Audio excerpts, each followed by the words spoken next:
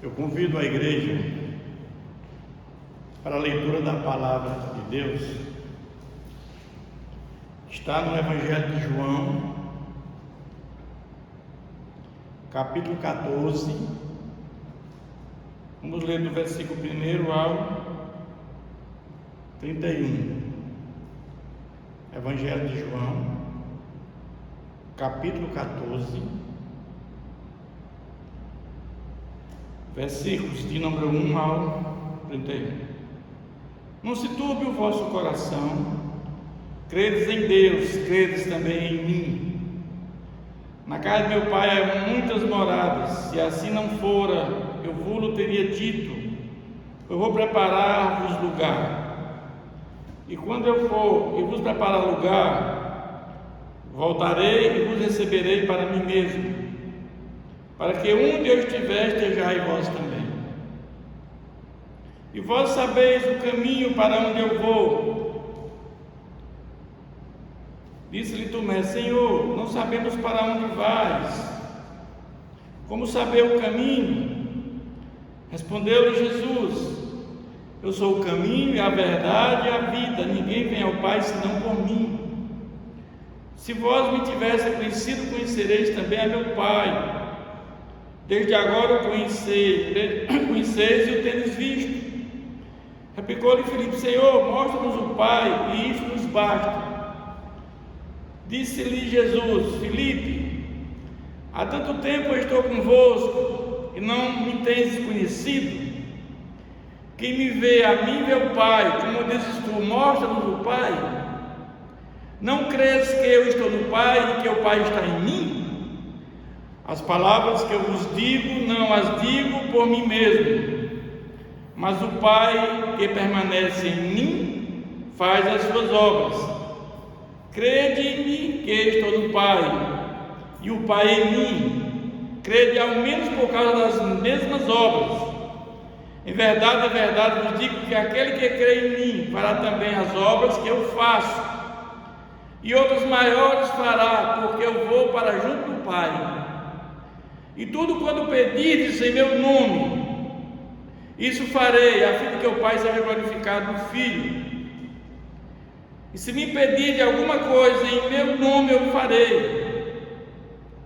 Se me amais, guardareis os meus mandamentos. E eu rogarei ao Pai, e Ele vos dará um outro Consolador, a fim de que esteja para sempre convosco, o Espírito da verdade, que o mundo não pode receber, porque não vê, nem o conhece. Vós o conheceis, porque Ele habita convosco e estará em vós. Não vos deixarei órfãos, voltarei para vós outros. Ainda por um pouco o mundo não me verá mais, vós porém me vereis, porque eu vivo, vós também me vereis. Naquele dia vos conhecereis que eu estou em meu Pai, e vós em mim e eu em vós.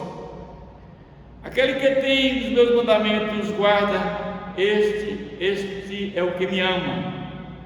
E aquele que me ama será amado por meu Pai, e eu também o amarei e me manifestarei a ele. Disse-lhe Judas, não Iscariotes: de onde procede, Senhor, que estás para manifestar-te a nós e não ao mundo? Respondeu Jesus: se alguém me ama, guardará a minha palavra, e o meu Pai o amará, e viremos para ele e faremos nele morada. Quem não me ama não guarda as minhas palavras, e a palavra que estáis ouvindo não é minha, mas do Pai que me enviou. Isto vos tenho dito, estando ainda convosco. Mas o Consolador, o Espírito Santo, a quem o Pai enviará em meu nome, esse vos ensinará todas as coisas e vos fará lembrar de tudo o que vos tenho dito. Deixe-vos a paz, a minha paz vos dou. Não vou-la dou como o dá o mundo. Não se turbe o vosso coração, nem se atemorize. Ouviste que eu vos disse: vou e volto para junto de vós. Se me amasseis, alegrar-vos-eis de que eu vá para o Pai, pois o Pai é maior do que eu. Disse-vos agora, antes que aconteça, para que, quando acontecer, vós creiais. Já não falarei muito convosco, porque aí vem o príncipe do mundo, e ele nada tem em mim. Contudo, assim procedo, para que o mundo saiba que eu amo o Pai, e que faço como o Pai me ordenou. Levantai-vos, vamos-nos daqui. Amém? Vamos orar. Senhor, nosso Deus e Pai, pedimos, Senhor, que teu Santo Espírito venha nos orientar na condução da tua palavra, que ele venha nos guiar a todos os nossos passos, a nossa vida, Senhor, que neste momento, Pai, a tua palavra seja pregada de acordo, Senhor, com a tua vontade soberana, Pai. Que teu Santo Espírito venha nos dar sabedoria para esse momento, Pai. Oramos agradecidos no nome de Jesus. Amém. Meus irmãos, eu quero, à luz desse texto lido, falar do seguinte tema: o Espírito Santo, o encorajador e o guia da nossa vida. Jesus estava reunido com os 12 apóstolos em Jerusalém. Era na semana da Páscoa. Era a última semana que ele seria levado para ser julgado e condenado. Jesus já tinha dito isso aos discípulos, aos apóstolos, várias vezes, mas que ele seria preso, crucificado, mas ressuscitaria no terceiro dia. Os apóstolos estavam abalados, aflitos, o clima pesado. Jesus disse que entre eles haveria um que ia traí-lo, e isso ainda deixou a coisa ainda mais complicada. Todos estavam muito ansiosos. Quem será esse que vai trair o mestre? Jesus despreza as multidões e passa o tempo que lhe resta para se dedicar aos apóstolos. E os apóstolos estavam apreensivos, pois não saberiam como seria a vida de seu mestre. Lhe dava confiança, proteção. Ao longo daqueles 3 anos que eles tinham caminhado juntos, Jesus fez milagres, multiplicou pães. Jesus, pães e peixes, transformou água em vinho, fez curas miraculosas, ressurreições, poder sobre a natureza. Eles tinham muita confiança em Jesus, eles tinham uma segurança muito grande ao lado de Jesus. E agora, como seria ser o mestre? E como ver o Messias crucificado naquela cruz, que era destinado a ladrões, assassinos e salteadores? Jesus comparado àquela gente, não dava para entender. Mas Jesus, ainda naquele momento, na ceia, que transformou a Páscoa em ceia, ele mostra humildade, e ele lava os pés dos apóstolos, deixando um exemplo que devia ser seguido. Eles deviam ter humildade. Mas Jesus também, a exemplo desses apóstolos, também ficou aflito em algumas vezes. Mas Jesus tinha 2 naturezas, humana e divina. E em 3 ocasiões, sua confiança no poder de Deus, porém, lhe permitiu enfrentar estas crises. Lá, quando foi ressuscitar Lázaro, Jesus chorou, agitou-se no espírito e comoveu-se naquele momento. Quando ele estava dizendo assim: agora está angustiada a minha alma, e que direi eu, Pai, salve-me desta hora. Mas precisamente com esse propósito, vim para esta hora. Estava chegando a hora dele à cruz, e a sua alma se angustiou. Mas ele sabia que o plano da eternidade jamais seria frustrado, porque Jesus ia à cruz para resolver o problema do pecado de toda a humanidade, trazer vida eterna para todos nós. E o plano de Deus jamais será frustrado. E também ele fala naquele momento que ele diz que um de vocês me trairá.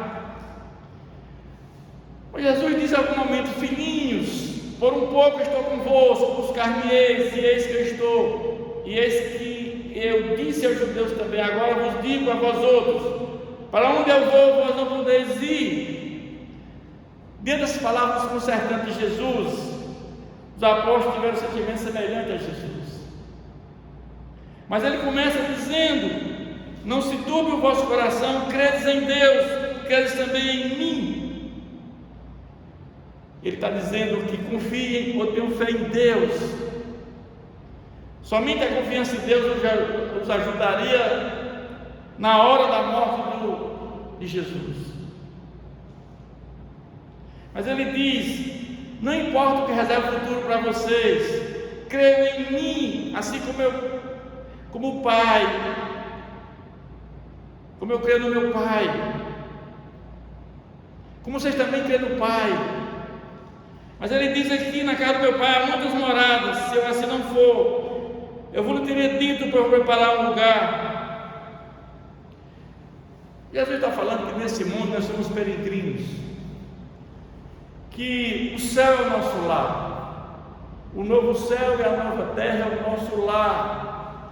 Um dia estaremos com Jesus por toda a eternidade.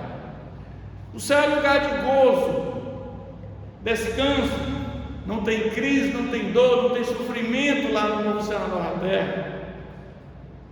O céu é a morada de Deus, toda a sua família, a família de Deus, quando nós fomos regenerados pelo Espírito Santo, justificado por Deus Pai, adotado como filho de Deus Pai, nós passamos a ser a família de Deus, e o céu é a morada de Deus e sua família. Estaremos para sempre no céu e na nova terra. Não haverá lembrança e memória das coisas passadas. Está Isaías 65:17. Não haverá memória lá, lembrança do passado lá nesse novo céu e nova terra. Mas Jesus prometeu aos seus seguidores que queriam um lugar para morar junto dele, onde quer que ele estivesse posteriormente. Por meio do Espírito Santo, Jesus estabeleceu morada no coração dos seus seguidores. Mas Jesus também está dizendo que: e quando eu vou preparar lugar, voltarei e vos receberei para mim mesmo, para onde eu estou, esterais vós também. Jesus está dizendo que vai voltar uma segunda vez. A segunda vinda de Jesus é pessoalmente, visível, audível, como um ladrão e como um relâmpago. Essa renda foi planejada lá na eternidade. Primeiro Jesus veio trazer a graça salvadora. Quando houve a queda do homem, que houve a morte espiritual, Jesus veio trazer vida eterna para todos nós. Jesus veio nos livrar do pecado, Jesus veio para o pecado da humanidade. Mas aí ele vai vir uma segunda vez, essa agenda está preparada lá na eternidade, jamais será alterada. Ele estará com a igreja para sempre, a igreja de Cristo, aqueles que creram em Jesus como seu Salvador, esses estarão por toda a eternidade com Jesus. Não haverá mais nenhuma chance da queda dos salvos, como no início, que havia duas árvores, do conhecimento e a da vida. Haverá somente uma árvore, é a árvore da vida. Mas ele fala também que disse: e vos sabeis o caminho, para onde eu vou. Disse tu: mas Senhor, não sabemos para onde vais, como saber o caminho? Respondendo Jesus: eu sou o caminho, a verdade e a vida, ninguém vai ao Pai senão por mim.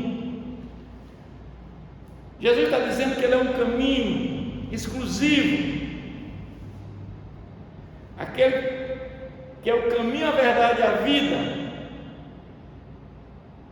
Ainda existem outras religiões e filosofias propondo um caminho diferente para chegar a Deus, mas a palavra de Deus diz: só há um caminho exclusivo para chegar a Deus, é através de Jesus. Jesus é a verdade, porque Deus é a verdade.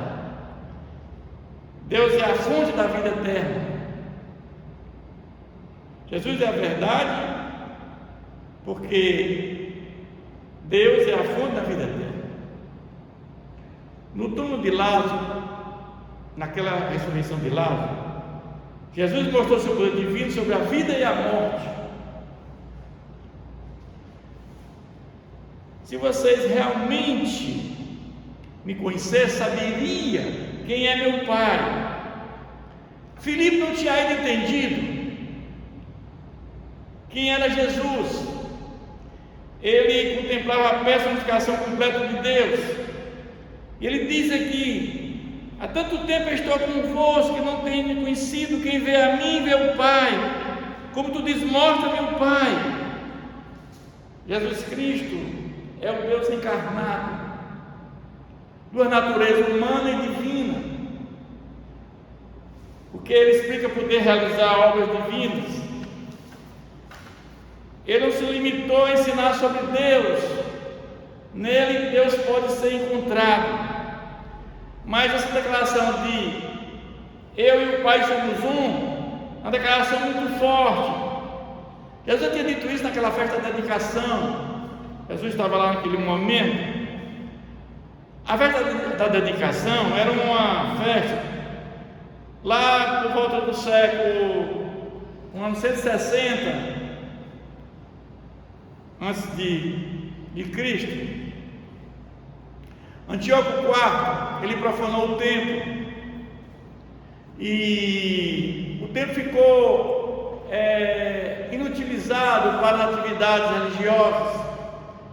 E Judas Macabeu e seus filhos, eles fizeram a revolta dos Macabeus e tomaram o templo, e o templo foi normalizado para as festas ao nosso Deus, e eles dedicaram aquele momento chamado festa da dedicação, foi rededicado o templo ao nosso Deus. Mas a raiz da oposição do mundo contra Cristo reside nessa afirmação: eu e o Pai somos um. Jesus está dizendo que Ele é Deus. E essa afirmação causa espanto, porque Jesus é acusado de blasfêmia contra Deus, porque Ele se diz ser Deus. Eu sou. E Sinédrio, os fariseus acusam Jesus de blasfêmia, porque só Deus poderia perdoar pecados. Jesus diz: eu sou, e teus pecados estão perdoados. E só quem podia perdoar pecado era Deus. Como ele não aceitava Jesus como Deus, Jesus estava blasfemando contra Deus. O fato é que Jesus, ele, em verdade, eu digo que aquele que crê em mim também fará obras que eu faço, e outros maiores fará, porque eu vou para junto do Pai. E tudo quanto pedis ao meu Pai, isso farei, a fim de que o Pai seja glorificado. Ou seja, Jesus, ele está dizendo que vai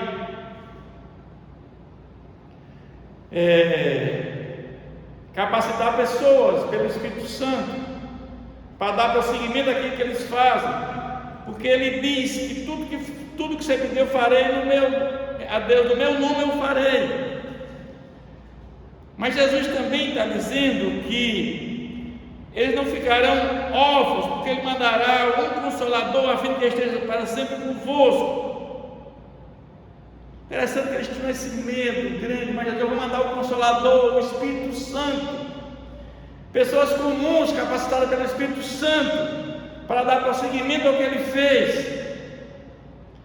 Na era do Espírito Santo, Deus prometeu levar o seu reino, o seu poder ao mundo de uma forma jamais vista. Mas Jesus está dizendo aqui no versículo 15: se me amais, guardareis os meus mandamentos. Visto que eu fui obediente ao Pai, se nos amamos a Jesus, também lhe obedeceremos. Muitos creem em Jesus como Senhor e Salvador, mas muitos querem Jesus só como Salvador, não quer como Senhor. E como Senhor requer renúncia, requer sacrifícios. E muitos não querem deixar a vida mundana, o valor temporal, em função do valor eterno. Mas Jesus, ele, mais uma vez, ele reafirma que mandará outro encorajador, o Espírito Santo, a continuidade da obra de Jesus, aconselhando, exortando e protegendo. O Espírito da verdade que o mundo não pode receber, porque não vê nem conhece. Vós o conhecereis, porque ele habita convosco e estará em vós.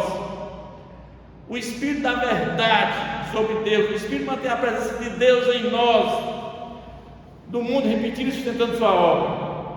Depois estarão em vocês. Jesus assegura mais uma vez que vocês não ficarão órfãos, voltarei para vós outros. Os apóstolos seriam cheios do Espírito Santo, que sustentariam com a sua presença. Quando Jesus ascendeu aos céus, todos os apóstolos fizeram muitas curas maravilhosas. Cura de chegar ao ponto lá em Jerusalém de colocar fileiras de pessoas doentes para Pedro e demais apóstolos curarem enfermos, enfermidades e doenças. Nós vimos também que o apóstolo Pedro chegou a ressuscitar uma pessoa morta que foi Tabita lá em Jope. Foram muitos milagres que os apóstolos fizeram. Mas o fato é que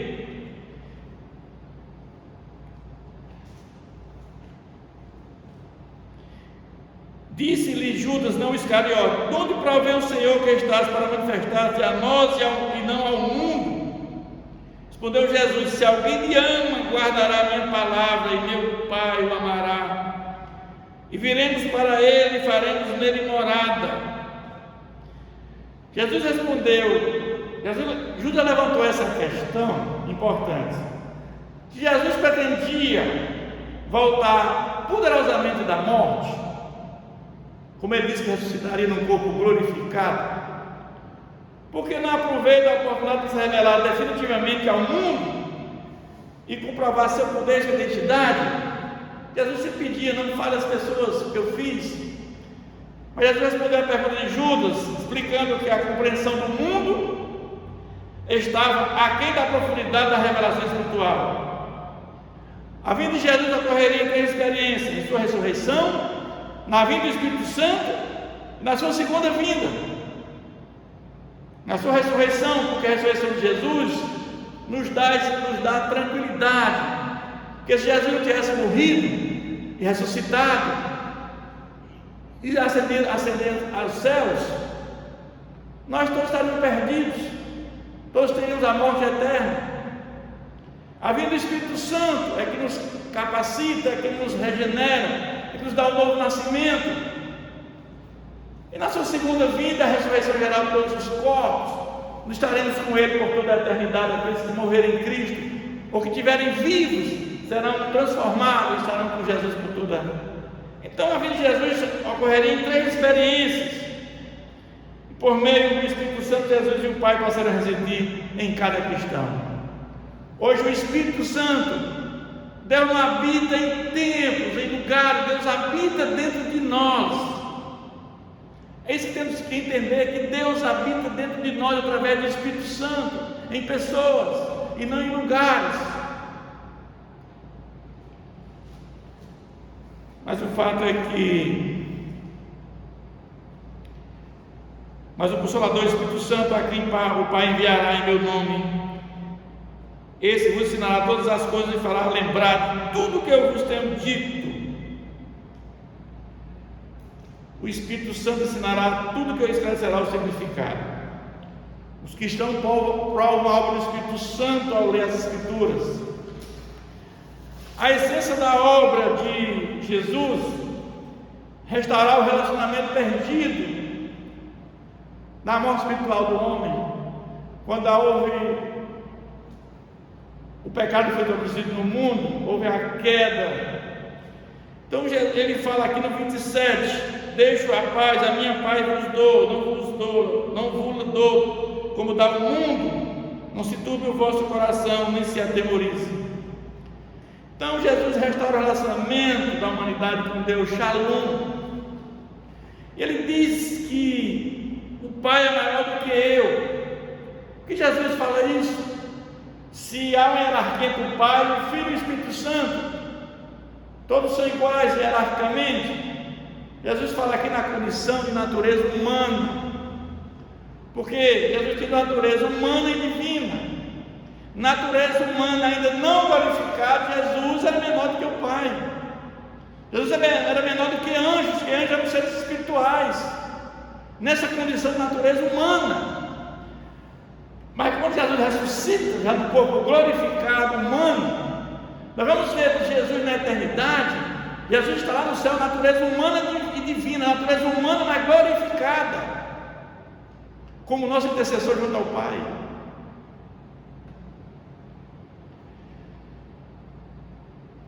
Os eventos de Jerusalém, já não falarei muito convosco, porque vem aí o Cristo do mundo e ele nada tem em mim. A ideia é que os eventos de Jerusalém levaram Jesus à cruz não foram controlados por Satanás, o governante deste mundo. Existem as raízes religiosa, social e política para a morte de Jesus. A raiz religiosa principal é aquela em que Jesus, quando disse: os teus pecados estão perdoados, era blasfemar contra Deus, porque só quem pode perdoar pecado é Deus. O social é que Jesus comia com pecadores. Jesus ressuscitou pessoas leprosas, doentes, aleijados, e a lei dizia que quando você ficava próximo da pessoa dessa, você ficava contaminado. Jesus comia com pecadores. Isso era a razão social, a condenação também de Jesus. Mas a política, a razão política era, a raiz política era Jesus. Ele diziam que Jesus citava o povo a não pagar imposto a César, e ele era rei. Mas a cruz não foi um acidente. Jesus não foi uma vítima indefesa. Jesus foi à cruz voluntariamente, em obediência ao plano de Deus. E eu quero concluir dizendo que a palavra de Deus diz que só há um caminho que leva a Deus, é Jesus Cristo. Não há outro caminho. Embora muitas religiões no mundo, será que todos levam a Deus? A palavra de Deus diz que só existe um mediador entre nós e Deus, Jesus Cristo, o homem. Jesus é a única porta e ponte para chegar até Deus. Não há outro caminho. Nenhuma religião, doutrina, denominação pode levar você a Deus, nenhuma. Somente podemos chegar até Deus por meio de Jesus. Naquele momento na cruz, Jesus se tornou maldito em nosso lugar, levando em seus ombros todos os pecados da humanidade. Jesus já resolveu o problema do pecado. E o nosso relacionamento com Deus, por causa da queda do homem. E eu quero concluir dizendo que a única maneira de sermos salvos é crer em Jesus como Senhor e Salvador. Que Deus continue nos abençoando, meus irmãos. Vamos mais uma vez falar com Deus. Curva suas cabeças, feche seus olhos. Senhor, nosso Deus e Pai, obrigado por mais esse momento, Senhor, em comunhão com o Senhor, na plenitude do teu Santo Espírito. Obrigado por esta palavra, Senhor, que nos conforta, nos fortalece. Que teu Santo Espírito que habita dentro de nós nos encoraja, Senhor, para enfrentar as adversidades, Senhor. Sabemos que todos nós, aqueles que têm fé em Jesus, que creem em Jesus como Senhor e Salvador, eles são perseguidos, meu Pai. Mas sabemos que nós temos a confiança no Senhor, a confiança em Jesus, e o Espírito Santo nos ajuda a enfrentar todas essas adversidades. Oramos agradecidos em nome de Jesus. Amém.